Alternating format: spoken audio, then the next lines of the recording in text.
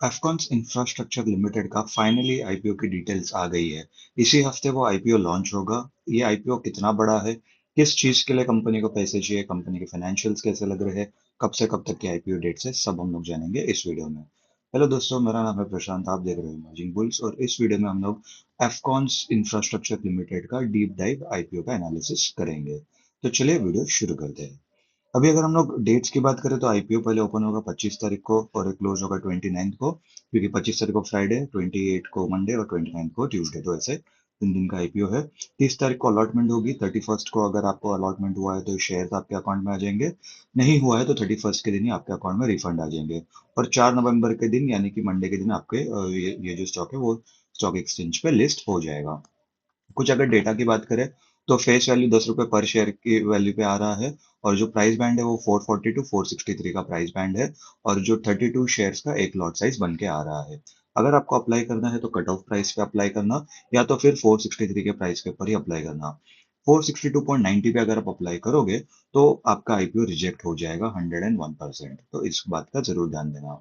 ठीक है। अभी टोटल इश्यू साइज यानी कि टोटल कितना पैसा कंपनी उठा रही है मार्केट से, अभी अगर आप देखोगे तो 5,430 करोड़ मार्केट से उठा रही है, जिसमें से फ्रेश इशू केवल 1,250 करोड़ है, और जो ऑफर फॉर सेल है वो 4,180 करोड़ है, जो कि कहीं ना कहीं बैलेंस बहुत ही ज्यादा बुरा है मेरे हिसाब से, क्योंकि अगर आप देखोगे 5,500 करोड़ आप उठा रहे हो, जिसमें से सिर्फ 1,250 करोड़ यानी कि मोटा मोटी 20-21% पैसा आप सिर्फ कंपनी के पास जाएगा, बाकी 79-80% पैसा प्रमोटर्स के पास, या फिर जो भी पुराने इन्वेस्टर्स है वो लोग अपना माल बेच के जा रहे हैं, वो लोग के पास जा रहा है। तो इसके अंदर कंपनी के ग्रोथ के लिए जो पैसा चाहिए ना वो थोड़ा सा कम हो जाता है, तो इसके लिए मुझे यूजुअली एसआर जो रेशियो है वो ज्यादा पसंद नहीं है।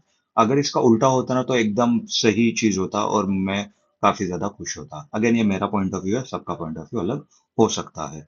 ठीक है। अगर आपको रिटेल में अप्लाई करना है तो एक लॉट आप 14,816 में ले सकते हो। मैक्सिमम आप 13 लॉट अप्लाई कर सकते हो रिटेल कैटेगरी में, और फिर उसके बाद 68 लॉट तक के हिसाब से या 10 लाख के आसपास तक आप एच एन आई कैटेगरी में अलॉटमेंट ले सकते हो। अगर आप देखोगे तो क्यू आई बी को 50% का कोटा दिया गया है, रिटेल को 35% और एच एन आई को 15% का। ठीक है। अगर अभी हम लोग शेयर होल्डिंग पैटर्न देखेंगे तो फिलहाल कंपनी के पास 99.48% की होल्डिंग है। पोस्ट आईपीओ इधर लोग ने डिटेल्स नहीं दिया है कि कितना होगा। ठीक है, तो ये देखने वाली ज्यादा अच्छी बात होगी। अभी कंपनी के बारे में कुछ जान लेते हैं।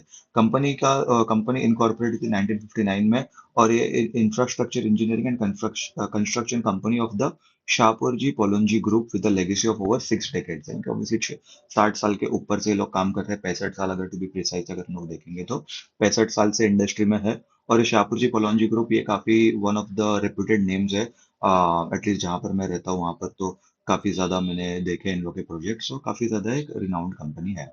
As of September 30, 2023, the company has completed 76 projects, 15 in 15 countries. तो ये ऐसा नहीं कि सिर्फ इंडिया में काम कर रहे हैं, ये लोग 15 अलग अलग कंट्रीज में भी लोग ने काम करा है। 75 प्रोजेक्ट में काम कर रहे हैं, तो ऑन एन एवरेज एक कंट्री में 5 प्रोजेक्ट हम लोग इसे कंसिडर कर सकते हैं। और जिसका ये लोग ने एग्जीक्यूटेड कॉन्ट्रैक्ट वैल्यू 52,000 करोड़ का ये लोग ने कॉन्ट्रैक्ट पे काम करा है अभी तक का। ठीक है, जो 2023 सितंबर तक का था। ऑब्वियसली पिछले एक साल में और भी कुछ ऊपर नीचे आया होगा। सितंबर 2023 से ये लोग अगर बताए तो 67 एक्टिव प्रोजेक्ट्स है 13 कंट्रीज के अंदर, जिसका 34,000-35,000 करोड़ के आसपास का ये लोग का ऑर्डर बुक है।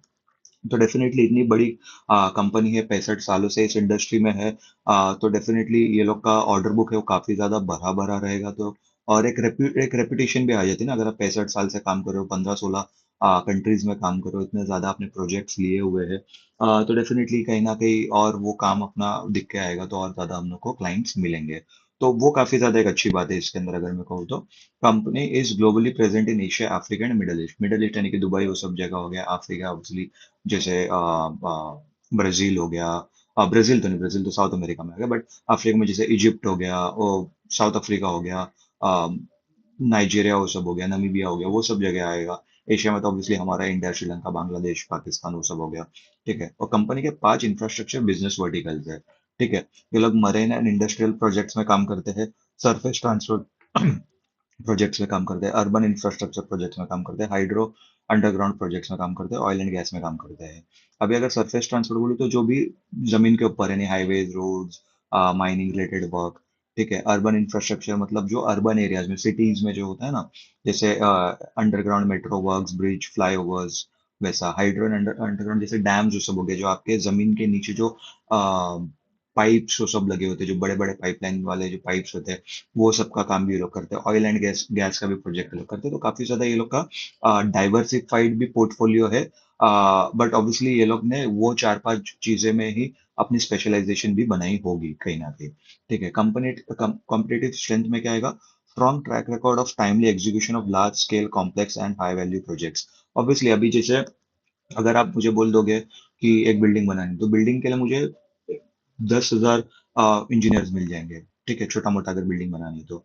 बट अगर आप मुझे बोलोगे कॉम्प्लेक्स बनाना है जी, एक कॉम्प्लेक्स के अंदर जिसके अंदर 50-60 बिल्डिंग हो, एक ग्राउंड हो, एक शॉपिंग मॉल हो, ये सब बनाने के लिए मुझे हार्डली मुझे 100 इंजीनियर्स मिलेंगे।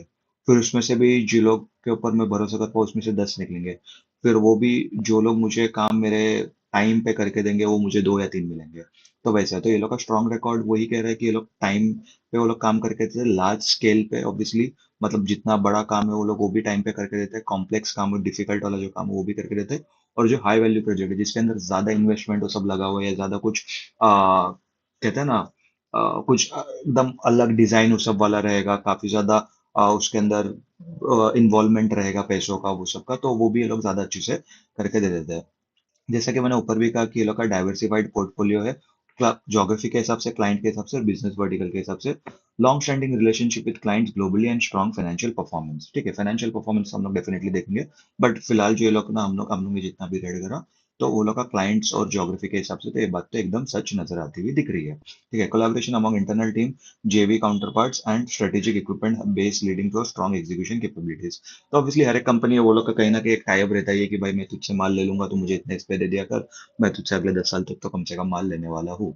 तो ये वैसा ही लोगों का कोलैबोरेशन तो ऑब्वियसली बात है वो होना ही चाहिए, क्योंकि कोई भी कंपनी को ग्रो करना है तो कहीं ना कहीं वो खुद तभी ग्रो कर पाएगी जब उसके पास हजारों लाखों करोड़ रुपए होंगे, तो तब वो सारे अपने जो पार्टनर्स का भी जो बिजनेस है या जिधर से भी वो लोग को दूसरे माल मटेरियल्स चाहिए उनमें भी अपने बिजनेसेस ओपन कर सके। बट अगर वैसा नहीं है तो एटलीस्ट मतलब जब आप ग्रोइंग फेज में होते हो तो हमेशा ये होना ही चाहिए कि आपके पास नए नए बोल के आसपास ऐसे 3-4 कोलैबोरेशन अच्छे वाले होने चाहिए कि जिससे आप अच्छा खासा ग्रो कर सको। ठीक है, अभी अगर हम लोग कंपनी के हम लोग फाइनेंशियल्स की बात करते हैं तो मार्च 2022, मार्च 2023, मार्च 2024 और जून 2024 यानी कि एक क्वार्टर दिया गया है। एक्चुअली लोग सेकंड क्वार्टर का भी दे सकते थे क्योंकि अभी अक्टूबर भी ऑलमोस्ट खत्म होता हुआ दिख रहा है, बट ठीक है हम लोग इसको जून 2024 के हिसाब से यानी एक क्वार्टर के हिसाब से ही एनालाइज कर लेंगे। अभी अगर एसेट्स की बात करो तो एसेट्स 13,000 करोड़, मोटा मोटी 13,000 करोड़ से बढ़कर 14,300 करोड़ हो गया यानी कि 10% का जंप है। फिर उसके बाद 16,200 करोड़ हो गया यानी मोटा मोटी इसके अंदर भी फिर से 15% के आसपास का जंप आया।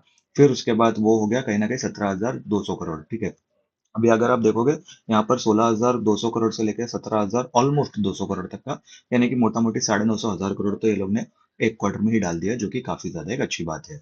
रेवेन्यू की बात करें तो 11,300 करोड़ से बढ़कर 12,000 850 करोड़ हो गया, उससे बढ़कर 13,500 से थोड़ा ज्यादा हो गया, और इधर 3,200 करोड़ हो गया। ठीक है, अभी अगर हम लोग इसको इंटू 4 में मल्टीप्लाई करेंगे क्योंकि एक क्वार्टर का है तो ऑब्वियसली इसको अगर हम लोग 4 में मल्टीप्लाई करेंगे तो 12,800 करोड़ होता है, तब 13,000 पकड़ लेते हैं। अगर उसके अंदर थोड़ा हम लोग ऊपर नीचे भी पकड़े क्योंकि काफी ज्यादा सेकेंड हाफ में वो सब सेल आती है, न्यू ईयर सब हो गया, दिवाली सब हो गया, काफी ज्यादा ऐसे नए प्रोजेक्ट्स बनते हैं, तो वो सब चीज के भी पैसे ये लोग को काफी टाइम बाद मिलते हैं जब ये लोग मतलब जब लोग प्रोजेक्ट्स बनाते हैं तो काफी प्रोजेक्ट्स के पैसे तभी मिलते हैं जब वो प्रोजेक्ट्स में खुद वो प्रोजेक्ट का सेलिंग हो रहा है। मान लो कोई कॉम्प्लेक्स बिल्डिंग बना दी गई तो उस प्रोजेक्ट का जब रेवेन्यू आता है तभी भी फिर तभी वो उनके क्लाइंट्स उनको पैसे देते रहेंगे, काफी बारी ये सब चीजें होती है। तो अगर मैं इसको ऊपर नीचे पकड़ूं तो भी मोटा मोटी 14,000 के आसपास ही मैक्सिमम सेल लग रही है मुझे ये साल की। तो ये कहीं ना कहीं सेल पे इतना ज्यादा मुझे ग्रोथ नजर आता हुआ नहीं दिख रहा है फिलहाल। अगर हम लोग रेवेन्यू की बात करें, सॉरी प्रॉफिट आफ्टर टैक्स की बात करें, तो 11 साढ़े 11,000 करोड़ पे 360 करोड़ के आसपास का प्रॉफिट, 12,500 करोड़ पे 410 करोड़ के आसपास का प्रॉफिट, 13,500 करोड़ पे भी 450 करोड़ का प्रॉफिट, और इधर 3,200 करोड़ पे 52 करोड़ का प्रॉफिट।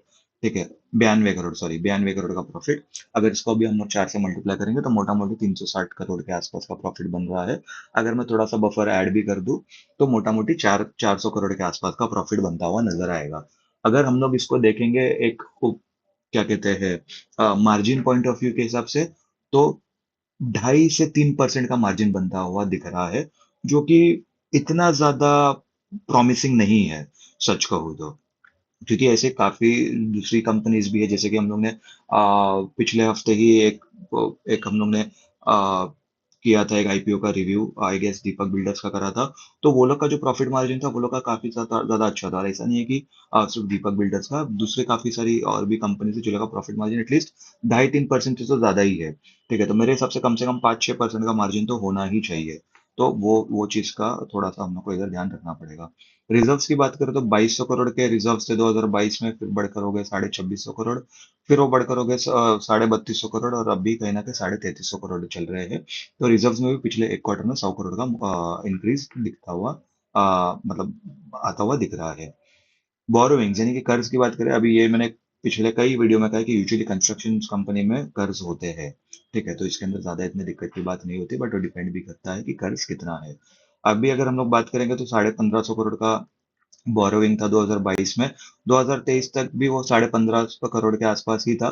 तो 1550 करोड़ के आसपास, तो कहीं ना कहीं इतना ज्यादा बोरोइंग में इंक्रीज नहीं आया, बट 2023 2024 में अच्छा खासा इंक्रीज है, यानी कि 50% राइज हुआ, 2455 हो गया। और उसके बाद वापस, और अगर हम लोग देखेंगे तो मोटा मोटी और 30% का राइज हम लोग को दिख रहा है, 30-40% का, 33.65 करोड़, 33,365 का भी बोरोइंग हो चुका है 2024 में। तो अभी अगर आप इसके अंदर एक चीज देखोगे कि आपका जो रिजर्व्स है, बोरोविंग्स उससे ज्यादा हो गई है। रिजर्व्स आपके पास 3,340 करोड़ है, बोरोविंग्स आपके पास 3,365 करोड़ है। ऑब्वियसली 23 करोड़ का फर्क है, ज्यादा फर्क नहीं है, लेकिन फिर भी वो थोड़ा सा ज्यादा हो गई है, तो इसका कंपनी को डेफिनेटली ध्यान रखना पड़ेगा।